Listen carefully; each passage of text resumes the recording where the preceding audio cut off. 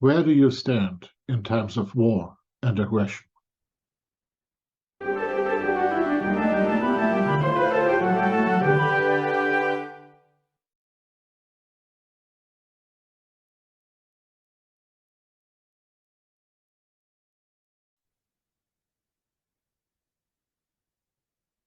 If you see yourself as a believer in justice, is dedicated to the fight against oppression and exploitation, ask yourself, what is the biggest justice? What is the purpose of the fight against oppression and exploitation? The answer can probably only be as follows: the preservation of human life, of all life ideally, in dignity and self-determination. After all, this is what the whole focus on justice, equity, diversity, inclusion, and belonging is all about. This is what the fight against genocide, ethnic cleansing, slavery, hunger, poverty, and suffering is all about. This is what the fight for freedom, democracy, morality, and human liberty is all about.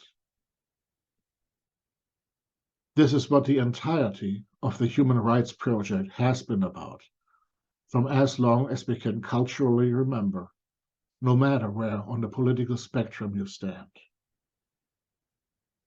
Countless of advocates for justice and peace have known that human life is precious, that we deserve to have rights, to have dignity, to live in peace and harmony with each other. But if you believe this, you need to believe this all the way. This means that you cannot prioritize one individual over another, one group over another. You need to make sure that wherever possible, your principles are kept steadfastly. Now, I'm not a pacifist. I believe that when you are attacked, you have a right to defend yourself. But this defense has to be guided by rules. You have to be more moral in your fight than your attacker. You cannot seek out to kill, to hurt, to violate, to cause pain. You can only do it insofar as it is necessary to prevent harm from yourself and others.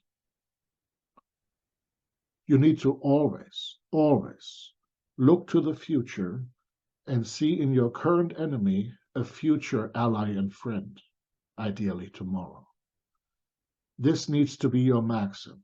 Avoid to do harm at all costs. This means to get your own house in order. Your principles need to outweigh your frustration, your desire for retribution. You need to seek justice, not revenge. If you want to create a just world, you need to act justly. If you seek to end oppression, you must not be an oppressor. If you seek to end exploitation, you must not be an exploiter. If you seek freedom, you need to let others be free, and so on. If you cannot live according to your highest principles, you have already failed.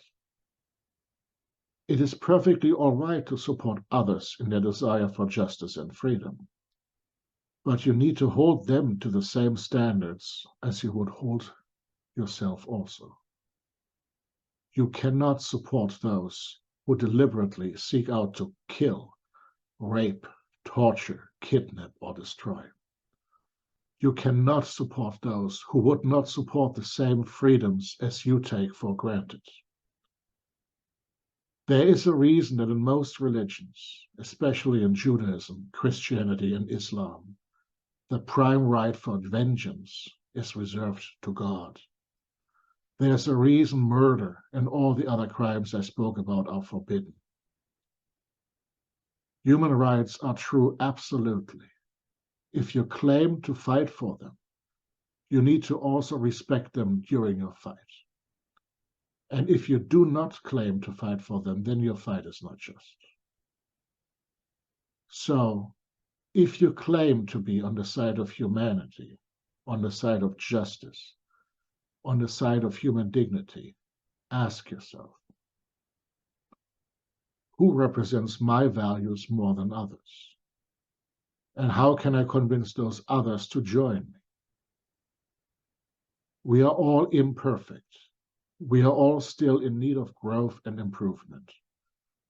All of life is a series of erratic attempts at being a better person. One thing we cannot do if we want to seek justice and peace, we must not hate. We must not spread hatred. We must not promote those who spread hatred. Hate poisons everything, poisons every cause, poisons every heart and mind. Instead, we must love each other instead of allowing hatred to enter us. This sounds banal, but it is anything but. It means we must love ourselves, love those who love us, and we must love those who hate us. We must love our friends as much as we love our enemies. We need to treat our enemies with love. If we don't, we fail in our attempt at justice. What does it mean to love your enemy? It does not mean to not defend yourself against aggression. But your defense needs to be conducted in such a way that you do not lose your humanity. You aim for minimum damage. You aim for peace and reconciliation to be possible at any moment. You aim to protect every human life as much as possible. Only then will you succeed. Only then will you indeed bring justice and peace. So ask yourself again, how can I make sure that we do not have to pick sides at all? You all know this is true. Make it happen. Speak out against hatred. Speak out against those defending violence and pain and suffering and barbarism. Make peace. Spread love. Now. This has been Erratic Attempts. I'm Dr. Philip Kneis.